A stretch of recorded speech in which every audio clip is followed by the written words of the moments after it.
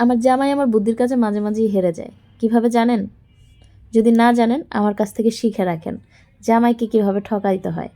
জামাই কী করে, 2000 টাকা দিয়ে বলে যাও তোমার যা কেনাকাটা লাগে তুমি কেনাকাটা করে আসো। কিন্তু এই কাজটা ভুলেও করবেন না। 2000 টাকা নিয়ে মার্কেটে যাবেন, আপনার পছন্দ হয়ে যাবে অনেকগুলো জিনিস। তখন আপনি টাকা কোথায় পাবেন? তখন নিজের পকেটে টাকা খরচ করে কিনতে হবে। এই জন্য যেভাবেই হোক পটায়া পটায়া ভুজুম বাজুম বুঝায়া জামাইয়ের সাথে কইরা নিয়ে মার্কেটে যাবেন। তখন আপনার যেটা পছন্দ হবে জামাই ওটা কিনা দিতে বাধ্য। পকেটে টাকা থাকলে বউ যদি জিনিস চায় সেটা না কিনা দেওয়া উপায় আছে? কিনে অবশ্যই দিবে। তাই জামাই ছাড়া কোনো দিন শপিংয়ে যাবেন না, জামাইকে সাথে করে নিয়ে যাবেন। আরও একটা লাভ আছে, সেটা হচ্ছে আপনার ব্যাগ টানবে। মানে আপনাকে আর ব্যাগ ক্যারি করতে হবে না, সেটা আপনার জামাই করবে। আপনি হাওয়া লাগাইয়া ঘুরবেন, পছন্দ করবেন, জিনিস কিনবেন। টাকা তো দিবে আপনার জামাই, আপনার চিন্তা কি?